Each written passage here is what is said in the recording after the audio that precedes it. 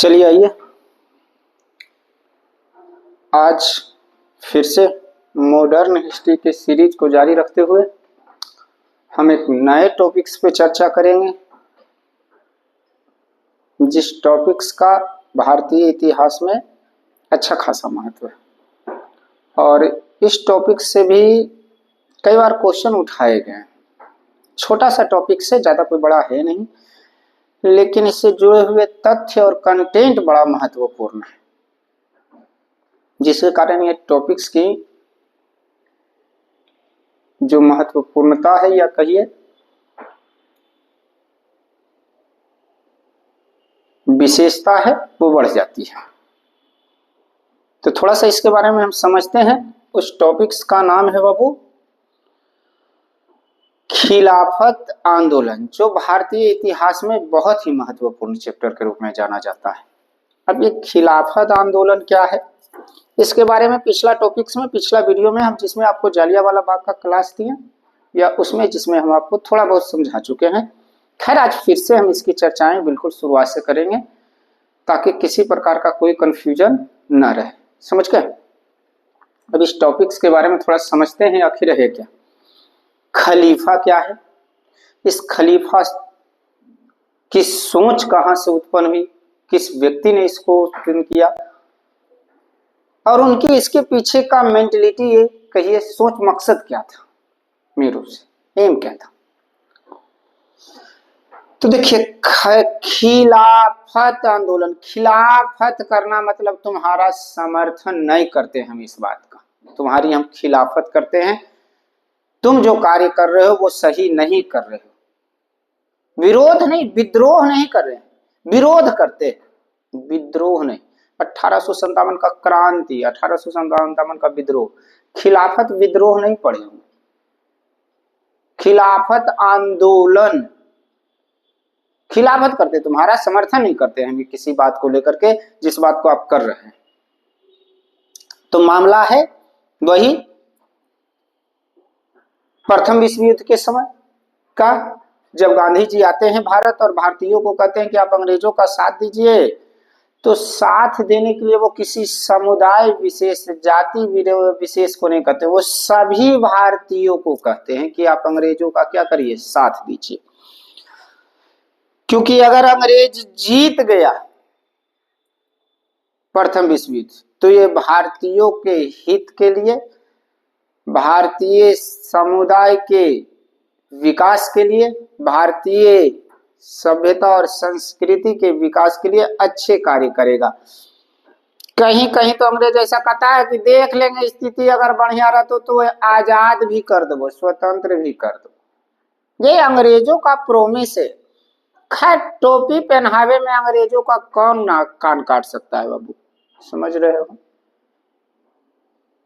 हिंदुओं को टोपी पहना दिया, उन्हें रोलेक्स ला के जालियांवाला बाग हत्याकांड के, मुस्लिमों को टोपी पहना रहा है क्या, खलीफा पद समाप्त करके खिलाफत, सेवर्स की संधि, ये क्या है ये हम समझे।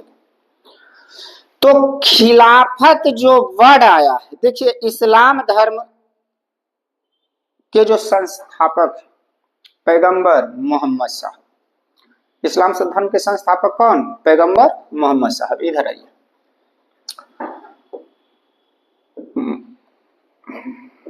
इस्लाम धर्म के संस्थापक हैं पैगंबर, पैगंबर कहिए, हाँ पैगंबर ही, क्योंकि पूरा उनका उसी रूप में जाना जाता। ऐसे हजरत मोहम्मद साहब, पैगंबर मतलब होता है पैगाम पहुंचाने वाला। इन्होंने कभी खुद को भगवान नहीं कहा, ईश्वर नहीं कहा, इन्होंने कहा हम दूत हैं, ईश्वर के द्वारा भेजे गए प्रतिनिधि। समझ गए? तो पैगंबर मोहम्मद साहब, इस्लाम धर्म के संस्थापक कौन, पैगंबर मोहम्मद साहब, जिनका जन्म होता है बाबू 570 ईस्वी कुरैशी परिवार का के पास। समझ गए? खैर पैगंबर मोहम्मद साहब कहते, देखिए इस्लाम का अर्थ होता है ना अल्लाह को समर्पण।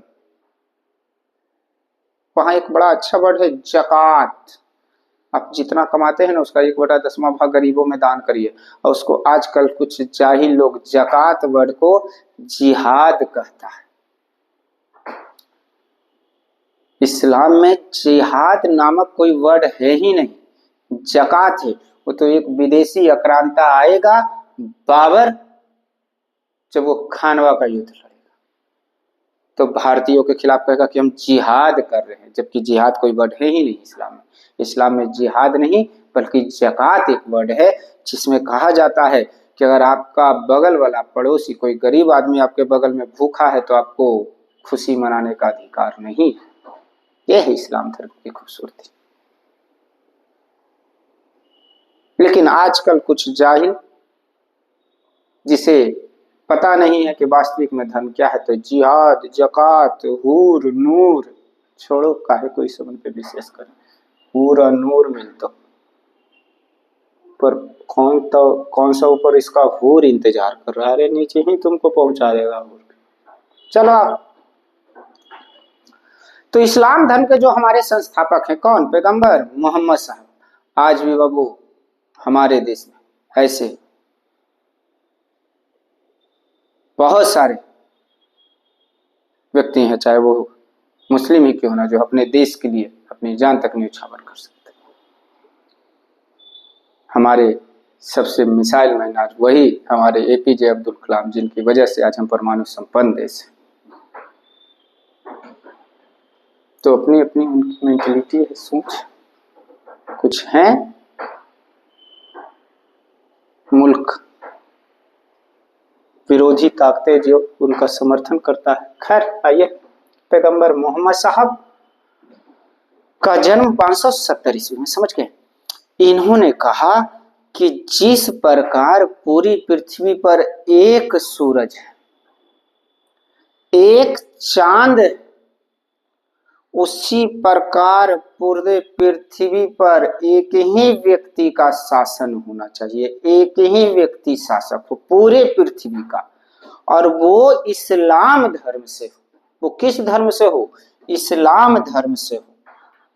और जिसे खलीफा कहा जाएगा। क्या कहा जाएगा? खलीफा कहा जाएगा।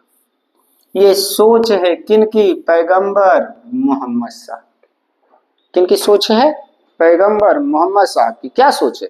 कि जिस प्रकार पूरे पृथ्वी पर एक सूरज है, एक चांद है, उसी प्रकार पूरे पृथ्वी का एक ही शासक होना चाहिए, और वो इस्लाम धर्म से। समझ गए? और उसे क्या कहा जाए? खलीफा कहा जाए। इस्लाम धर्म में जो खलीफा का पद होता था वो बहुत ही महत्वपूर्ण होता था। इस्लाम धर्म के लोग उसे अपना आराध्य मानते थे, उसे अपना पूजनीय मानते थे, उसे अपना सम्मानीय गुरु मानते थे। जैसे हम लोग के हिंदू धर्म में शंकराचार्य हैं, महंत होते हैं, हमारे जो गुरु होते हैं आराध्य, हम उनको मानते हैं कि नहीं मानते? हमारे जो प्रेमानंद महाराज ऐसे व्यक्ति हैं जिनका जीवन को देख लीजिए तो एक आदर्श के रूप में समाज के बीच में। तो बहुत सारे ऐसे भी बाबा हैं जिनकी बाबा के नाम पे चर्चा ही करना बेकार है। खैर, जब पैगंबर मोहम्मद साहब का ये सोच रहा तो पैगंबर मोहम्मद साहब की मृत्यु के बाद इस्लाम धर्म के प्रचार प्रसार का श्रेय या प्रचार प्रसार का जिम्मेदारी और उसे बढ़ाने की जिम्मेवारी इसी खलीफा के ऊपर थी कि किस तरह से इस्लाम धर्म का विस्तार होना चाहिए। और उस समय इस्लाम धर्म में जो था खलीफा पद, वो एक देश है जिसका नाम है तुर्की। तुर्की कहिए या टर्की कहिए। वहां का जो शासक है कौन? मुस्तफा कमाल पाशा, जिसे इस्लाम धर्म के लोग अपना खलीफा मानते थे या कहिए अपना आदर्श मानते थे। जब प्रथम विश्व युद्ध समाप्त होता है, आज तो हम लोग शुरू में पढ़े थे खिलाफत वर्ड किससे निकला जूनियर? खलीफा से। ध्यान रखना, खिलाफत वर्ड किससे निकला है बाबू? खलीफा से। समझ गए? खिलाफत पद की उत्पत्ति ही किससे हुई है? खलीफा। इसी खलीफा पद को समाप्त किया जाएगा तो भारतीय मुसलमान कहेंगे कि हम तो हर खिलाफत करियो। काहे समाप्त कर रहा है? गलत बात।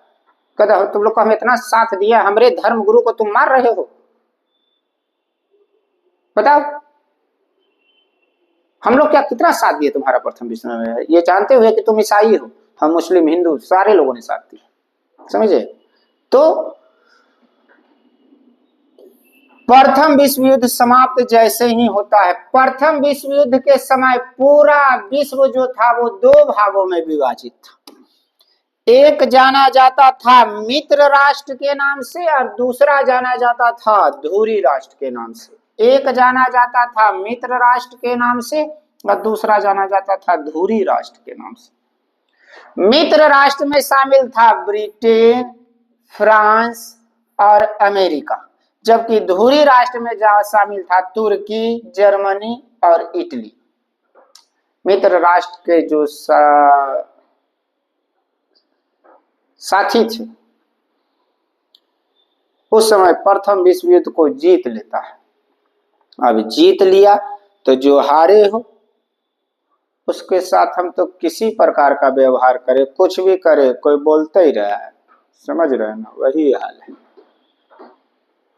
मित्र राष्ट्र ने क्या किया, चूंकि ईसाई धर्म ये ब्रिटेन मानता है बाबू, अंग्रेज लोग, इन्होंने क्या किया, तुर्की या कहिए टर्की का विभाजन कर दिया सीवर्स की संधि के द्वारा। 1920 में एक सीवर्स की संधि लाया जिसके तहत तुर्की या कहिए टर्की का विभाजन कर दिया। विभाजन का मतलब क्या है? मान लीजिए तुर्की के पास 15 जिला है, 5 जिला पर अधिकार है को अमेरिका के, 7 जिला पर फ्रांस के, 8 जिला पर ब्रिटेन के, छोटे छोटे भागों में विभाजित करके कल के बांट ले। अब वहां का जो शासक है मुस्तफा कमाल पाशा, अब मान लीजिए मेरा घर है बाबू, उस घर पे कोई दूसरा कोई कब्जा करके 2-2 रूम बांट ले, तब फिर वो घर के मालिक हम काहे का? तो मुस्तफा कमाल पाशा कहा कि हमर का नहीं, कल की तोर का है, कौची के तोहरा चबक लतिया ये देंगे काहे का? बोला हम तो खलीफा है। बोले काहे का खलीफा है शासक, चल निकल। इतना ही नहीं, ध्यान रखना, जरा समझिए, अभी तक वो प्रोफेशनली बात कर रहा था, पर्सनली बात कर रहा है। ईसाई धर्म के लोग मानने वाले, ब्रिटेन के लोग, अंग्रेज लोग, कल से टोपी उपी भी नहीं लगाना है तुमको, और महिलाओं को कहा बुर्का उर्का नहीं पहनना है। उनके पर्सनली धार्मिक भावनाओं पर इसने प्रहार किया। और ये बातें जब भारत में पता चली, भारत के मुसलमान भड़क उठे। कल की बताओ, हम ये गदहवा का साथ दिए, समर्थन किया था, या हमारे ही धर्म के लोगों को क्या कर रहा है, प्रताड़ित कर रहा है, परेशान कर रहा है। भारत के मुसलमान कहेंगे हम तुम्हारा विरोध करेंगे, खिलाफत करेंगे। अंग्रेजों ने कहा के खिलाफ इन्होंने क्या किया, आंदोलन छेड़ दिया, खिलाफत आंदोलन।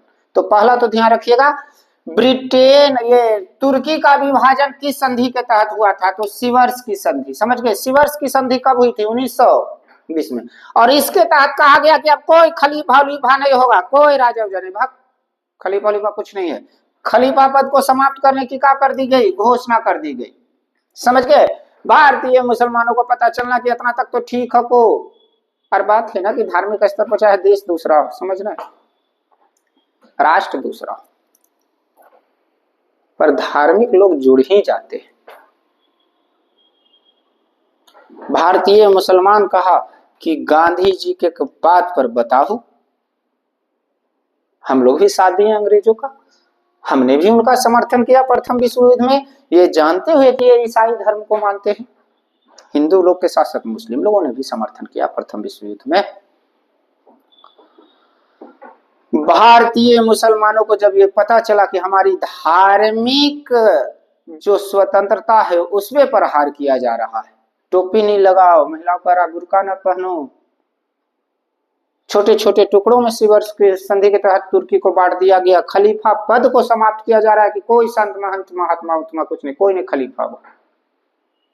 तो भारत के मुसलमान भड़क उठे अंग्रेजों के खिलाफ। इन्होंने कहा कि हम आपका इस बात की खिलाफत करते हैं जो आप प्रोफेशनली से पर्सनली पे आ रहे हैं, हमारी धार्मिक जो स्वतंत्रता है उस पर जो आप प्रहार कर रहे हैं। खैर, भारतीय मुसलमानों ने अंग्रेजों के खिलाफ अब एक कमेटी गठित किया जिसका नाम रखा गया अखिल भारतीय खिलाफत कमेटी, जिसका गठन हुआ सितंबर 1919 में। देखिए इसमें डेट ध्यान रखिएगा, डेट बड़ा महत्व रखता है। खिलाफत आंदोलन थोड़ा सा ऑड लगेगा, और टॉपिक्स की तरह ये थोड़ा सा उतना इंटरेस्टेड नहीं, लेकिन फिर भी हम प्रयास करेंगे इसको अच्छी तरह से समझने का। खैर, पूछेगा अखिल भारतीय खिलाफत कमेटी का गठन कब किया गया था, तो सितंबर 1919 में। कहां किया गया, तो दिल्ली में। अखिल भारतीय खिलाफत कमेटी का गठन कहां, दिल्ली में। कब वो, तो सितंबर 1919 में। और सभी मुसलमान एक साथ जमा होकर के अंग्रेजों के खिलाफ अखिल भारतीय खिलाफत दिवस मनाते हैं 17 अक्टूबर 1919 को। पूछेगा खिलाफत आंदोलन के दौरान अंग्रेजों के खिलाफ भारतीय मुसलमानों ने अखिल भारतीय खिलाफत दिवस कब मनाया था, तो 17 अक्टूबर 1919 को। समझ गए। अब बात है कि सभी लोग जमा हुए हैं तो आंदोलन का नेतृत्व करने वाला कोई होना चाहिए ना, कोई तो व्यक्ति हो ना जो अध्यक्ष बने, जो उस आंदोलन का नेतृत्व करे। तो बैठक रखी गई है 23 नवंबर 1919 को दिल्ली में। अखिल भारतीय खिलाफत कमेटी की पहली बैठक होती है। कहां, दिल्ली में, जहां अध्यक्ष चुन लिया जाता है फजल उल हक को। अब ये अगर आपको पूछ दे कि अखिल भारतीय खिलाफत कमेटी का गठन कब हुआ, तो सितंबर 1919 में। भारतीय मुसलमानों ने अंग्रेजों के खिलाफ अखिल भारतीय खिलाफत दिवस कब मनाया, तो 17 अक्टूबर 1919 को। अखिल भारतीय खिलाफत कमेटी की पहली बैठक कहाँ हुई, तो दिल्ली में। कब हुआ, तो 23 नवंबर 1919 को। जगह पर्सनली स्थान पूछे, कहाँ पूछ दो, वही फिरोज शाह, स्थान समझ लीजिए, फिरोज शाह कोटला मैदान, जो भी नई दिल्ली में पड़ता है। फिरोज शाह कोटला मैदान क्रिकेट स्टेडियम है, बहुत नाम सुने होंगे। इसका नया नाम बदल करके रख दिया गया है बाबू अरुण जेटली स्टेडियम। ये दोनों क्वेश्चन बहुत अच्छा रखे हुए हैं, बहुत अच्छा। अखिल भारतीय खिलाफत कमेटी की पहली बैठक कहाँ रखी गई थी, तो फिरोज शाह कोटला मैदान, नई दिल्ली। कब रखी गई, तो 23 नवंबर 1919 को। फिरोज शाह कोटला मैदान का नया नाम क्या है, तो जो हमारे पहले वित्त मंत्री थे अरुण जेटली, उन्हीं के सम्मान में ये नाम बदल कर रख दिया गया फिरोज शाह कोटला का अरुण जेटली स्टेडियम। समझ गए। अब बताइए, मुस्लिम लोग एक आंदोलन छेड़े।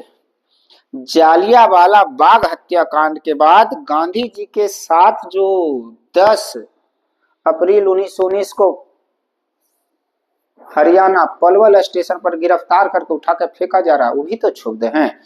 गांधी जी को जब ये बात पता चला कि दिल्ली के फिरोज शाह कोटला मैदान में बहुत सारे मुस्लिम लोग जमा हुए हैं, अंग्रेजों के खिलाफ एक आंदोलन छेड़ रहे हैं, क्योंकि उनकी धार्मिक स्वतंत्रता पर हमला किया जा रहा है। आंदोलन क्या चीज का, तुर्की में जो खलीफा पद समाप्त करने की घोषणा की गई। गांधी जी भारतीय राष्ट्रीय कांग्रेस के कार्यकारिणी समिति के समक्ष ये एक प्रस्ताव रखते हैं कि अगर हम लोग मुस्लिमों का साथ दें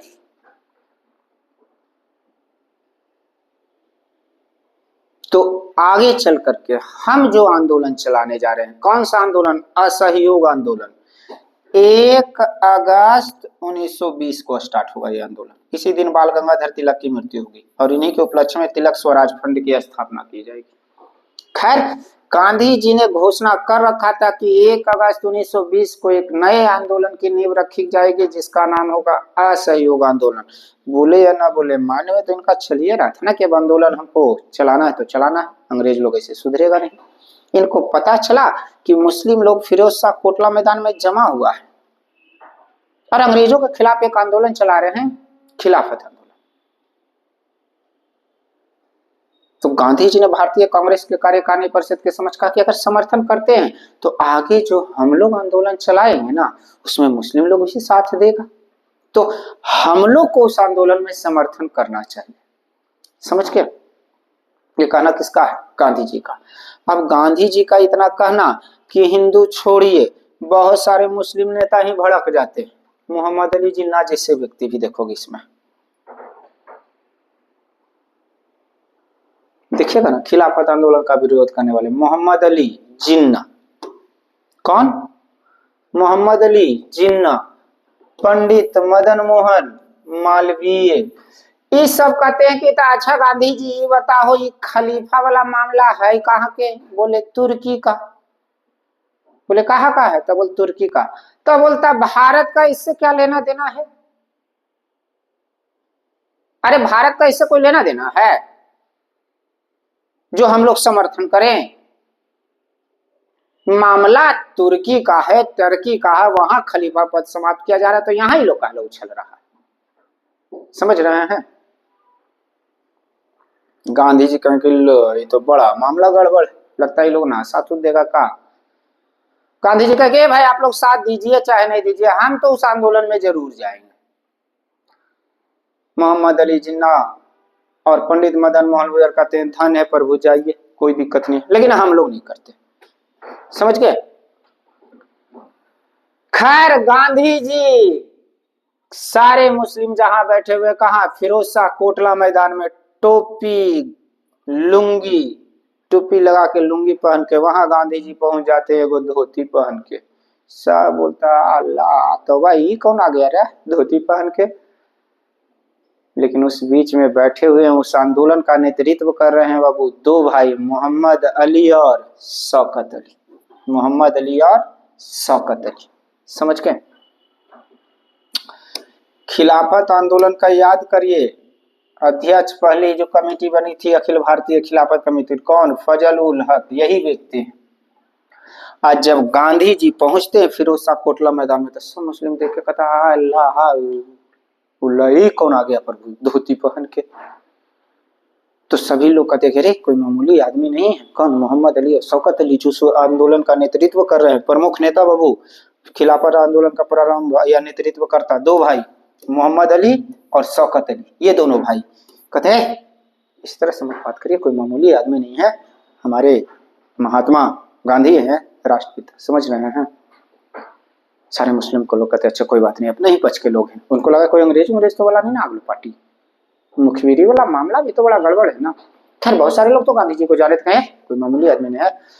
अब एक चीज याद रखिएगा इतिहास में, दो घर में अगर लड़ाई है ना बाबू, अगर किसी भी वायदे में मान लो जैसे देखो अब लड़ाई हो रहा है मुस्लिम और अंग्रेजों के बीच, वहां पहुंच रहे हैं गांधी जी एक हिंदू फिरोज शाह कोटला मैदान में। अब मुस्लिम लोग करे तो क्या करे, तो कहा सम्मान इनको देना जरूरी नहीं है भाई, इनका इससे कोई लेना देना नहीं है, फिर भी हम लोग का समर्थन करने आए हैं।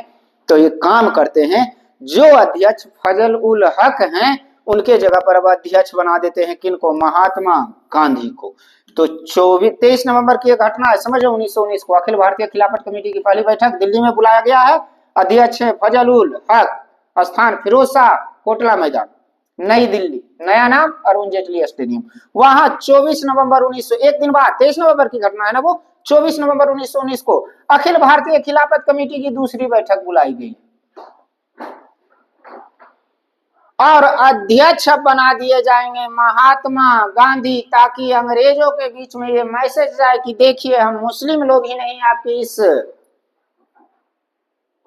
कार्य का विरोध कर रहे हैं, इस प्रकार के आपके जो कार्य कर रहे हैं धार्मिक स्वतंत्रता पर जो प्रहार कर रहे हैं, हम सिर्फ मुस्लिम लोग नहीं है बल्कि हिंदू लोग भी इसका विरोध कर रहा है, हिंदुओं का भी इसका समर्थन है इस आंदोलन को। तो पूछेगा 23 नवंबर 1919 को अखिल भारतीय खिलाफत कमेटी की पहली बैठक बुलाई गई, जिसके अध्यक्ष कौन थे? फजल उल हक। 24 नवंबर 1919 को अखिल भारतीय खिलाफत कमेटी की दूसरी बैठक बुलाई गई, जिसके अध्यक्ष थे महात्मा गांधी। और वहीं सब तय होता है कि आंदोलन किस तरह से चलेगा और इसका नेतृत्व किस तरह से करना है। तो उस आंदोलन के नेतृत्व की जिम्मेवारी दी जाती है दो भाइयों की, जो व्यक्ति हैं उस समय के प्रमुख दो व्यक्ति नेतृत्व नेता हैं, मोहम्मद अली और शौकत अली, जिसे हम अली बंधु के नाम से जानते हैं। बहुत अच्छा क्वेश्चन। खिलाफत आंदोलन का नेतृत्व करने वाले नेता कौन थे? तो अली बंधु। अली बंधु याद रहेगा तो मोहम्मद अली या शौकत अली आसानी से याद रहेगा। खिलाफत आंदोलन का नेतृत्व करने वाले दो व्यक्ति मोहम्मद अली और शौकत अली, समझ गए। खिलाफत अखिल भारतीय खिलाफत कमेटी की जो 23 नवंबर को बुलाएगी, उसकी पहली बैठक के अध्यक्ष फजल उल हक 24 नवंबर 1919 को दूसरी बैठक बुलाएगी, जिसके अध्यक्ष महात्मा गांधी, समझ गए। चलिए अब नेतृत्व करता पूछ देगा तो अली बंधु, मोहम्मद अली और शौकत अली। साथ में उसमें और भी सहायक नेता थे, जिसमें थे मौलाना अबुल कलाम आजाद। कौन? अभी जो बॉलीवुड का अभिनेता है आमिर खान, उसके दादाजी हुए। देखिएगा आमिर खान को खास करके कोई अवार्ड वगैरह रहेगा ना, आईफा जो भी फिल्मी अवार्ड वगैरह, उसमें वो फंक्शन वगैरह में नहीं जाएगा, नहीं जाते जनरली। हाँ, कोई सरकारी प्रोग्राम रहे तो वो जाएगा, क्योंकि वो अपने आप को मानते हैं कि हम एक क्रांतिकारी का पोता है, समझ गए। तो हमारे आमिर खान जो है वो आज भी देखिएगा उल्टा पुल्टा प्रोग्राम वगैरह में नहीं जीते रहेंगे, उनको कोई मतलब नहीं, समझ गए। तो हमारे जो है उस आंदोलन का नेतृत्व कर रहे हैं मोहम्मद अली और शौकत अली, लेकिन सहायक नेता में मौलाना अबुल कलाम आजाद, जफर अली खां, हकीम अजमल, डॉक्टर मुख्तार अंसारी, ये सभी उस आंदोलन में क्या है? सहायक नेता है, समर्थन कर रहे हैं, समझ रहे हैं। अब मामला हकों की इन लोग पूरा एकदम जम के जोर तोर से लगा लखुन भारत में अंग्रेजों मुर्दाबाद, खिलाफत आंदोलन में तुम काहे खलीफा पर समाप्त कर रहा है, ये सब मत करो आए भाई। लेकिन एक जो है टर्की या तुर्की का शासक, याद करिए कौन? मुस्तफा कमाल पाशा। वो गदहवा 1924 में खुद इस बात की घोषणा कर देता है कि अब हम नहीं रहेंगे खलीफा, कोई खलीफा उलीफा नहीं रहेगा।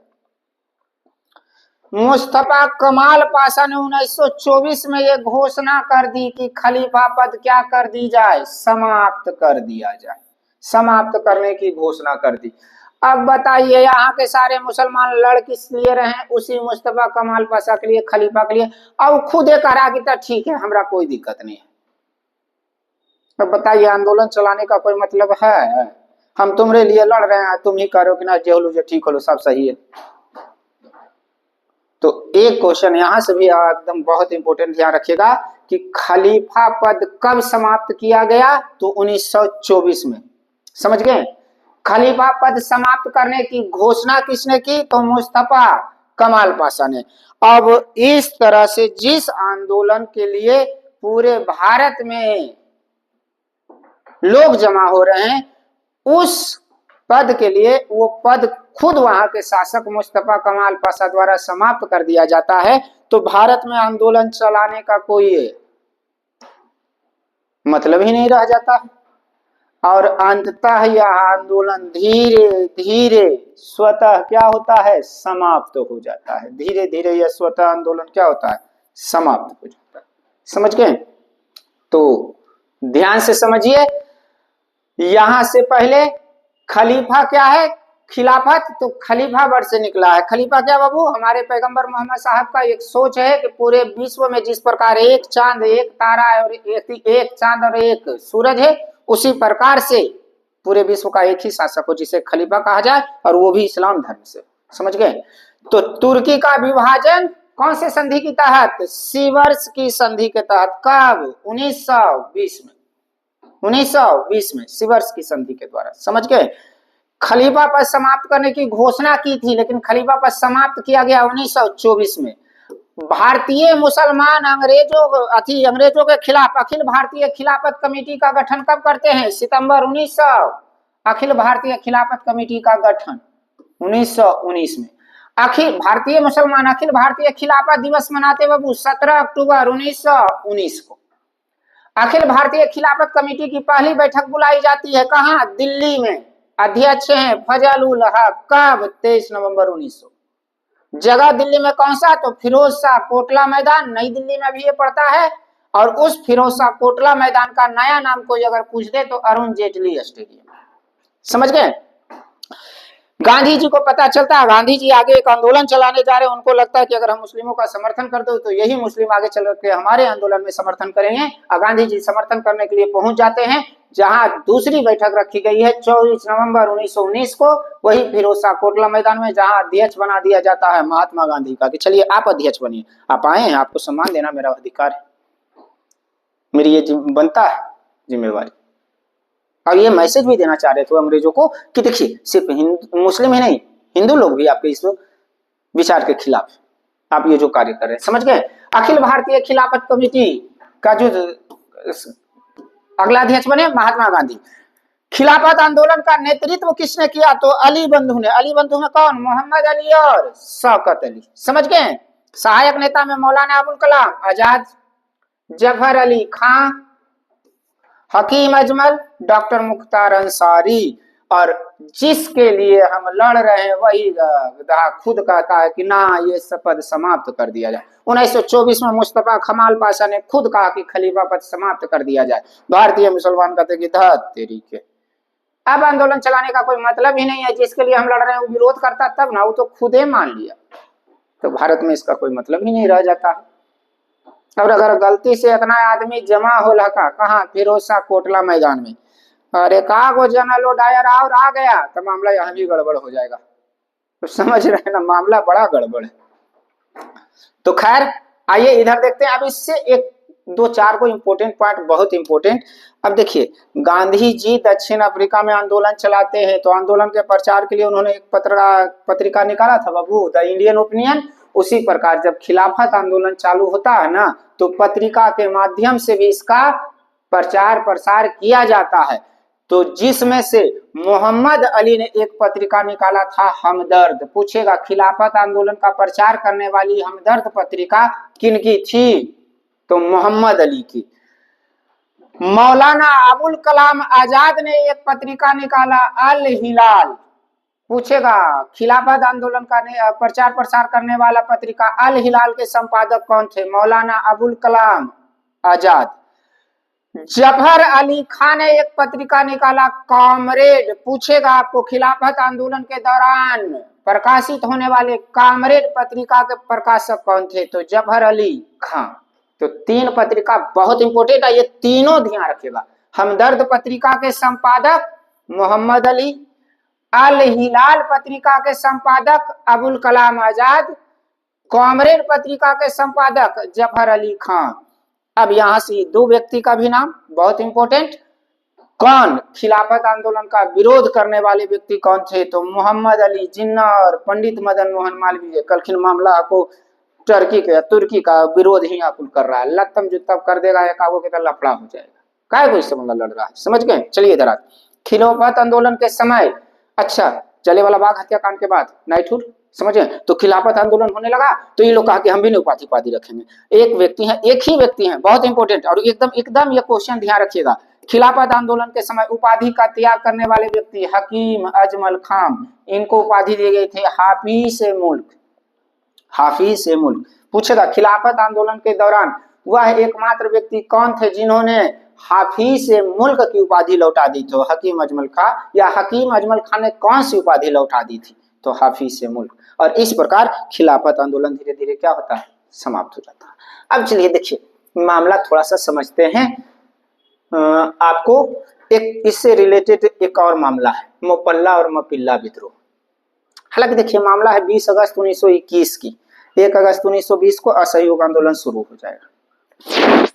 थोड़ा सा इसको बारे में यहाँ बता देते हैं, क्योंकि कहा जाता है इतिहास में हिंदुओं का सबसे बड़ा नरसंहार या पहला नरसंहार कौन था? तो यही मपिल्ला या मालाबार विद्रोह था, जो होता है 20 अगस्त 1921 को। ये मामला है क्या?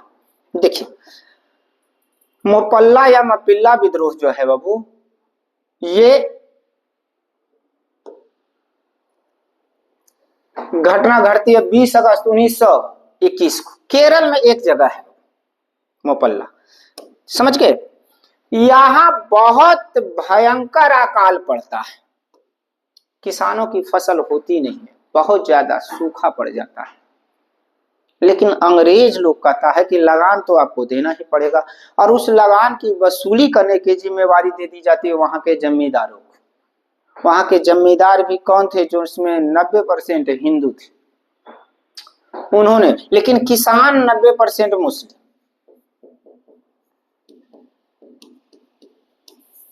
तो केरल में ये जो जगह है, 3 नामों से इसको ध्यान रखेगा, मोपल्ला विद्रोह, मपिल्ला विद्रोह या मालाबार विद्रोह, जो घटना हुई है 20 अगस्त 1921 के। ये मामला है क्या? अब जमींदार लोग किसान लोग को कहता कि देना पड़ेगा, टैक्स तो देना ही पड़ेगा, कर। वो कहता फसल हुआ नहीं तो दे कहां से?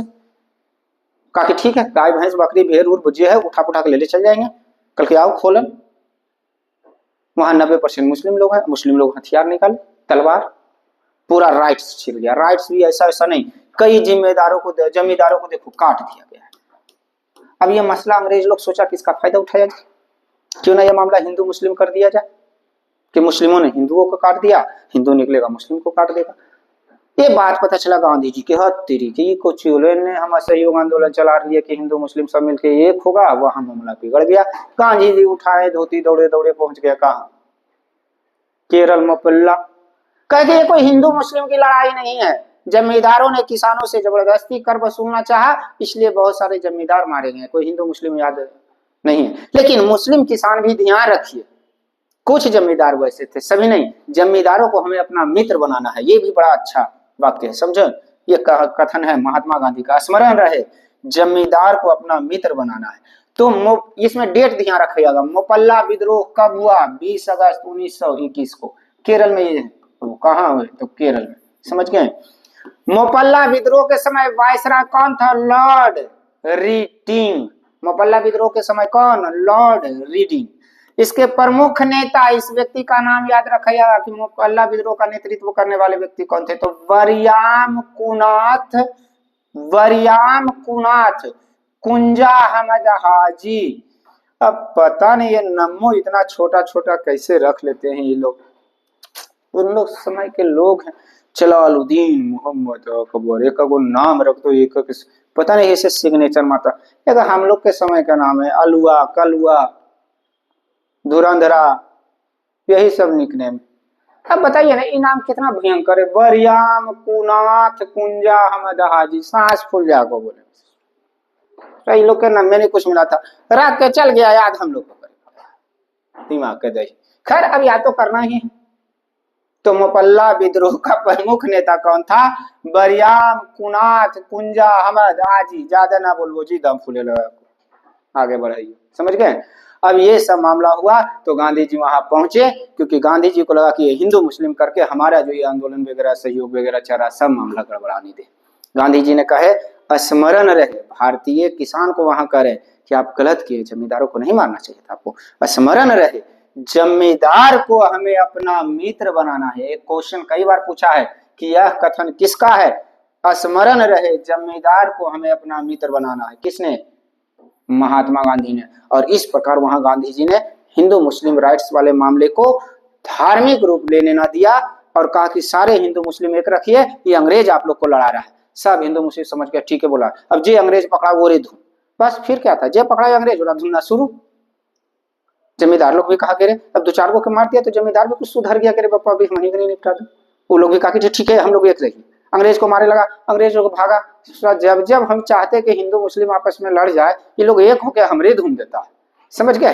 तो ये मामला भी वहां निपट गया, समझ गए। तो इसमें डेट ध्यान रखिएगा बाबू, बहुत अच्छा। मोपल्ला मपिल्ला या मालाबार विद्रोह कब हुआ? तो 20 अगस्त 1921 को। उस समय वायसराय लॉर्ड रीनी, प्रमुख नेता वरियाम कुनाथ कुंजा अहमद हाजी। हमारा बस यही है।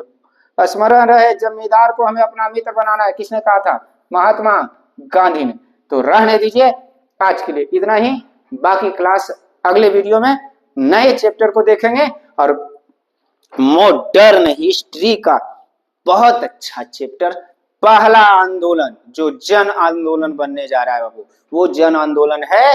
अभी तक गांधी जी सारे लोग प्रमुख नेता करते थे। अब देखिएगा हमारा जो हीरो है सुपर हीरो से बहुत ज्यादा आगे बढ़ चुका है। कौन सा? स्पाइडरमैन वाला भूमिका में। जी देखिए ना स्पाइडरमैन ने।